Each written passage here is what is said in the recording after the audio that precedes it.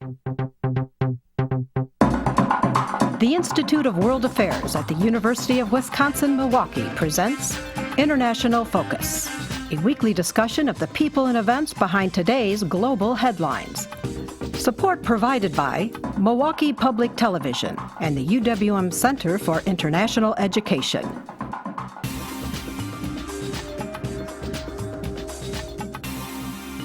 Now here's your host, Doug Savage.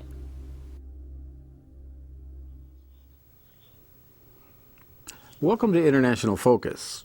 As China's government seeks integration into the global information infrastructure, the ruling communist leadership is struggling to maintain control in what has been an inherently ungovernable digital environment. Our guest today has looked at the tension in China between becoming a fully networked member of the global cyber community and the desire to monitor and control the flow of information. Maximilian Mayer is Senior Fellow at the Center for Global Studies at the University of Bonn. He is also co-editor of International Relations and the Global Politics of Science and Technology, a 2-volume work out due later this year. Well, Maximilian, welcome to Milwaukee and International Focus. Hey, Doug. Thanks for having me here. Well, I guess we should start with the basic question. What do people mean by the term the Great Firewall of China? Well, first of all, it's a buzzword to describe a large and very complex system of controlling content and information going out and in China. And this the firewall has various components. It has physical components, so the very basic elements of the internet, but it has also social components and technologies to control and filter content. This is mainly the part of several agencies in China who try to control everything which flows out and goes into China. So is it largely a phenomenon of trying to control what comes in and what goes out, or is there an internal aspect to it as well? It has an internal aspect in sense of censoring all kinds of critical issues in China as well, but the censoring is a much broader practice in China. So censoring would also be outside the realm of the Great Firewall. For example, the censoring of blogs and things like that is not part of the firewall actually, but it's part of a large group of people working, for example, for the propaganda department, which on a daily basis control everything which is said in the cybersphere within China. So that's kind of a separate thing, but they work closely together, and content which is controlled in the firewall, for example, several websites which you cannot access inside China would also be controlled for content and other things in the other part of the system, controlling blocks and so on. And so what might someone's experience of that firewall be if they were outside the borders of China? If I'm a Chinese speaker in, say, Vietnam. Well, this is interesting. If some of the big Chinese media companies who have also their websites, search engines, for example, Baidu in Vietnam, would do also controlling for the Vietnamese government in Vietnam. And it is believed that also some terms which are critical from a Chinese point of view are censored in Vietnam. So on the other hand, if you are in Vietnam, you have a free access, for example, to other websites which might be blocked in China, which you couldn't access at all. For example, say, maybe Vietnam is not a good case, but if you were in South Korea, for example, of course you can access all the big websites like Twitter, Facebook, and so on. And you can also access all the websites in China, which might be sometimes blocked for Chinese. Also, the issue is that critical content in the blogosphere is, of course, not accessible also from the outside once it has been censored and it has been taken off from the internet. So let's talk a little bit about just the scale of the internal market of users within China. I mean, we're talking about an awful lot of people. Right? Absolutely. China has now the world's biggest national population of internet users, or netizens, how they are called in China. It's close to 500 million now, and it's growing year by year. So China is the biggest internet user worldwide. So one of the things that has been done is basically replicating some of the functionality and services that the government seems to feel are problematic for political reasons if you were to use the companies that provide these services elsewhere by cloning them internally. So there's a Chinese version of Facebook and a Chinese version of Twitter and a Chinese version of many things, are there not? Yeah, that is, but it's not actually a government thing to do that. It's more driven by commercial interests, but the framework, the context of that is set by the government. So since you cannot access Twitter in China, of course, Chinese companies, there's a space for providing the same service as Twitter would do otherwise. And so lots of fastly growing Chinese internet companies, privately owned companies, have been emerging.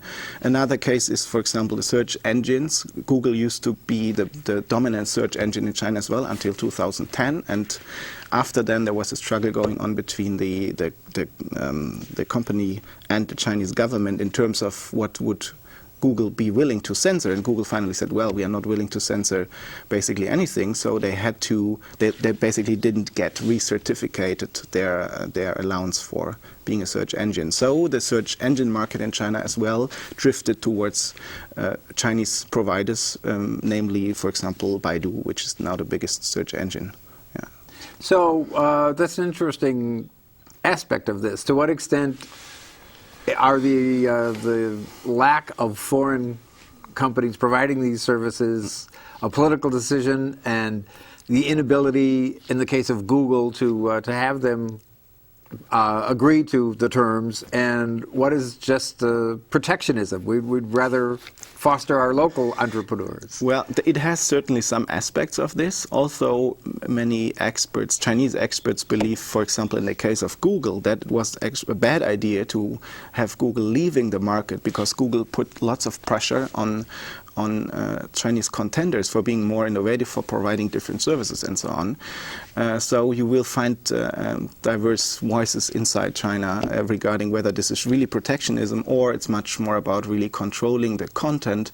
And if you try to control foreign companies, it's much more difficult. Also, for example, the search engine of Microsoft is actually controlling according to Chinese rules in China, so still allowed to run in China. So that would have been my next question. If there is a foreign company that is willing to comply with the requirements of the Chinese government, they would likely be able to operate, do you think? In principle, they could operate, but then there are different other regulations depending in which sector you would deal. For example, in the messaging sector or related to mobile devices, the market is still also controlled and still structured according to rules which make it difficult for many foreign companies to really gain a larger market share. Well, and presumably the perception is that a market that large would be lucrative to anyone who could operate within it.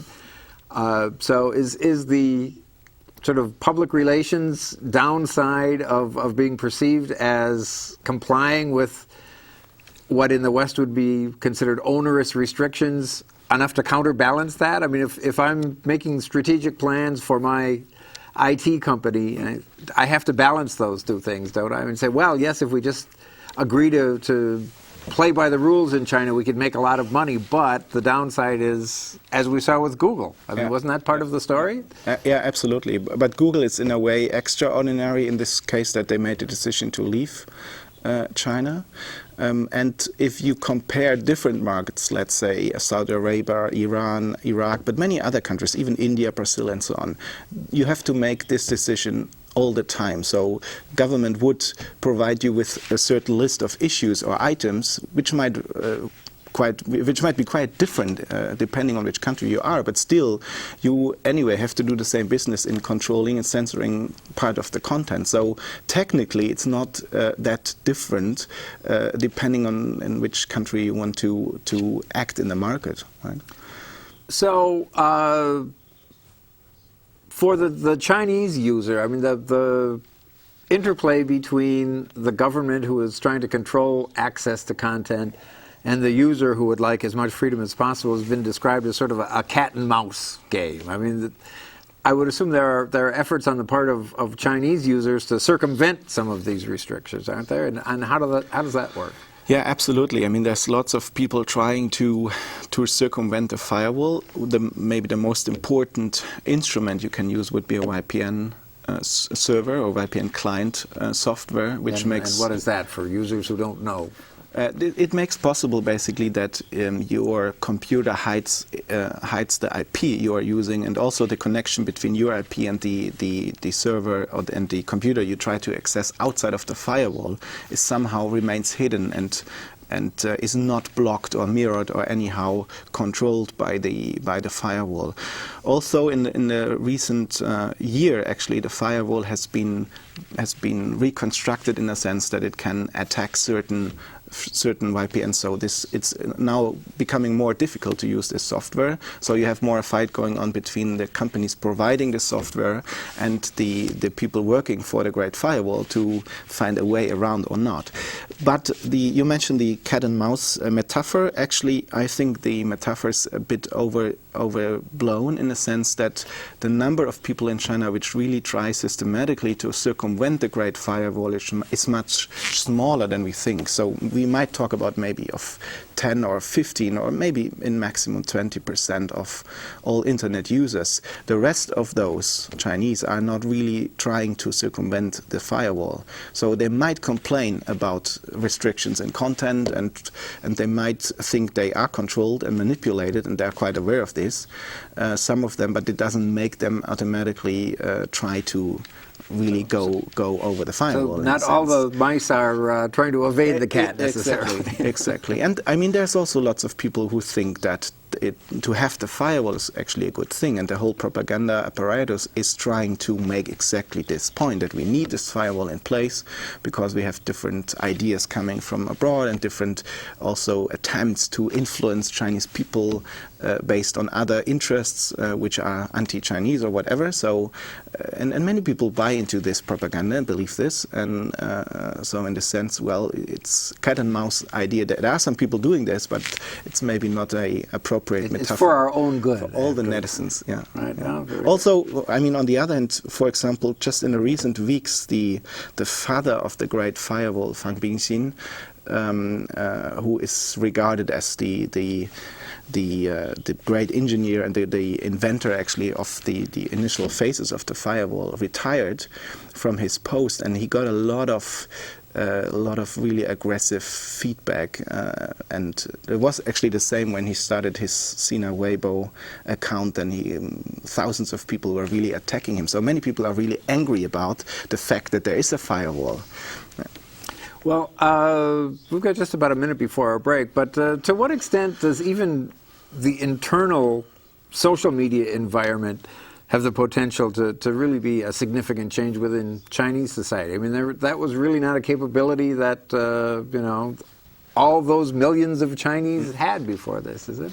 Yeah, absolutely. It's a quite recent development, actually. So, like, say, starting maybe in 1999 or so, the internet evolved quite quickly in China, and the government at the same time were thinking about how to regulate and how to rein into this sphere. But in terms of like new activities and online-based protests and so, it's making a big change definitely in terms of how you can organize, in terms of how many people try to bring together groups and protests for different issues. So I think it's been a big change, although not as big as it would challenge the whole system more fundamentally in a sense. Great. Well, I've got a specific example I'd be interested to hear your thoughts on, but first we're going to take a short break. We'll be right back with more International Focus. The Institute of World Affairs presents our community with a range of public programs relating to global issues, U.S. foreign policy, and the world economy. For more information about the Institute of World Affairs, call 414-229-3220 or visit our website at www.iwa.uwm.edu.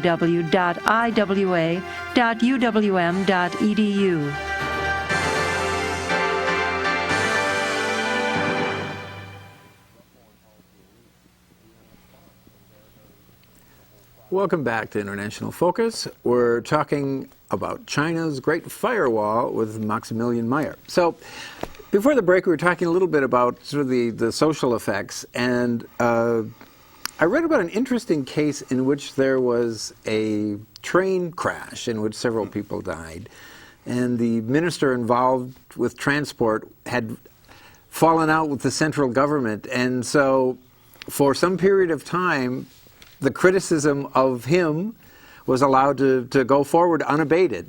So I thought that was interesting. The government can actually loosen up and mobilize that public criticism in ways that serve its desires at times and then rein it back in. This is something the government had learned during the last year, not only how to respond something happening in the internet or strong emotions playing out on internet forums and messaging platforms, but also to actively use and engineer public opinion. So very much based on reading exactly more Western kind of PR style of using media. And this case is actually a wonderful case in the sense that the people responsible for covering up the train accident tried even to bury the train in the ground, yeah. Literally.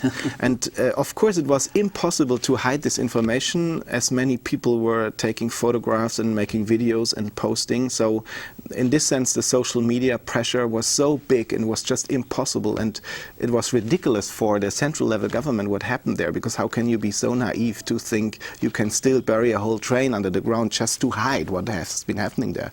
Later the minister was sacked, actually much more on political terms, for large-scale corruption things, but it was related to this incident. So there's a play going on not only between people using social media and more kind of state propaganda apparatus, but also between the levels of the government. And sometimes the central government would use deliberately a more open space in the media to fight against lower level cadres. Well, and that's certainly a time-honored strategy in China, even back to imperial times, where the emperor is the benign leader and he's shocked and horrified to see the terrible mismanagement at the local level, isn't it? Yeah, true. And I mean, you can also add more. It's also an issue of how you control growing sense of nationalism. So internet is, at the one hand, a channel for allowing people to voice their nationalist concerns and their nationalist emotions. On the other hand, it's a delicate balance you have to keep, because it can quickly get out of control. Take, for example, the last protests against Japan because of the territorial conflict going on, and the internet is one of the main places where those nationalists would and the nationalist mood would be voiced. So this is a delicate balance the leadership has to handle. Well, I'd like to sort of broaden it out a bit and talk about sort of information and data security on a global scale. I mean, you know, we in the West are often very critical of, you know, some of the things that the Chinese government seems to be doing, but are there comparable things going on with controlling the access to information and gathering of information elsewhere in the world? I mean, it's certainly Mr. Snowden would say there are. Yeah, it's interesting. I mean, you could expect that the Chinese government would like to have something like the NSA and the capabilities the NSA has, but in fact the Chinese capacities to gather data globally, so it means outside of China. Inside they are doing pretty well, but outside of China is quite limited, quite restricted, and this is in a sense an unintended consequence, an effect of keeping your own cyberspace quite restricted and quite controlled. Just to give an example, various European and North American countries have lots of those internet exchange points, which means the main nodes through which all the information flow goes globally. The Chinese don't have so many of them. In fact, they don't have a single one which is really of significance important. So they don't have the physical means to gather data in this sense. And A second example would be social media companies. While Twitter, Facebook, and others can collect data from every market worldwide, so from the end consumers everywhere, Chinese companies are not very present in markets outside of China. So in this sense, if you would assume that the government has somehow access to the data of those private companies, which is the case in all other Western countries, then you would have to say, well, the capacities to collect that is quite limited at the moment. So the wall that keeps others out keeps them in as well. Exactly, and this I think this wasn't a deliberate decision, but as the ability to have access and use big data is becoming more and more important, also in political terms, and certainly in terms of security considerations after the Snowden revelations, I would suppose that people in the Chinese government are thinking more closely about this issue. Well, and one of the fallout of some of the Snowden revelations, where there was actually talk about sort of data sovereignty, and countries, certainly not just China, but Brazil, for example, having been a apparent victim of eavesdropping, said, well, maybe we need to just restrict all of our data within our borders. So, George Bush famously, and to critics' delight, often referred to the internets. Are we headed towards that, where there are sort of national internets, but less of a global configuration? What we see now is a strong trend towards a fragmentation of something we would like to see more as a global network. China is the front runner in this. China is maybe the most an outlier in this, because they have been talking about something like information sovereignty or digital sovereignty long time ago. Maybe they have been the first thinking in these terms, and therefore the Chinese became a template or a source for expertise for many authoritarian and democratic countries, both. For example, the Australian government asked finally for Chinese expertise, how you would rein in online content concerning pornography and so on. So they wanted to censor different content, but using time-tested expertise and techniques developed in China. But back to the fragmentation issue, this is one of the strong trends going on, and certainly has been increased and has been accelerated after the Snowden revelations, because it's for many countries and for many populations unthinkable that a few countries could and should be able to control all the information flows going on. And it's not just about spying into the cell phones of leaders or chancellors or whoever, prime ministers, but it's also spying into industrial R&D and so on. So it's much more going on there. And in Europe, there's a strong trend for going into a more area-based network. Some of the big German telecommunication companies are actually really stimulating this debate in Germany, having a German or European net. So there is a strong trend for this. I think, on the other hand, that especially the big data and tech companies, they do not really want to see this development happening.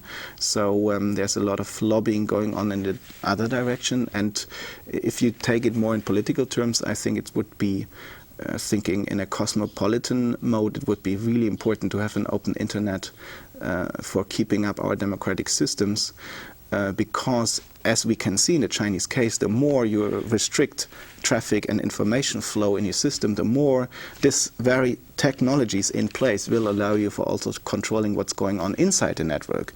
And this poses a lot of fundamental questions in terms of privacy, in terms of data security, and also in terms of democratic control of those practices and of those agencies. And I think this is one of the most fundamental questions we have to ask, related to the possible fragmentation of the global internet. And to what extent do you think that's driven by the disparity in capacity to misuse those technologies at some level? I mean, if I'm more likely to want to take as dramatic a step as I need to, if I'm going to be the victim but can't engage in the same kinds of practices myself, aren't I? Yeah, the issue is who is misusing. I mean, and what do you mean with misuse? I mean, I think through the Snowden revelations, we came to think about completely different forms of misuse we didn't expect happening, really. Even most experts were quite surprised and are still surprised by the ongoing revelations. So there is a lot of difference in terms of which actors are misusing those technologies. Many of them are more criminal-based, but we will see more political activities going on using these technologies. Russia has already used these technologies in a war against Georgia and had an attack against Estonia, for example. But also, if you think about Stuxnet and other things, so the United States are very much on the forefront of using, or you might say misusing, these technologies. And in this sense, I think we need especially a transatlantic but also trans-Pacific discussion about how we go about regulating or thinking about certain norms which technologies can be used and for what purposes. And these norms should not only include issues of privacy and issues of spying, but also should go further in terms of authority, private, public authorities and so on in terms of regulating content and the infrastructure level of the internet. Well, and as is often the case, the technology seems to have outstripped our ability to regulate it. So, we'll keep an eye on that. In the meantime, thank you very much for being with us today. Thank you for having me here. To our viewers, we'll see you next time on International Focus.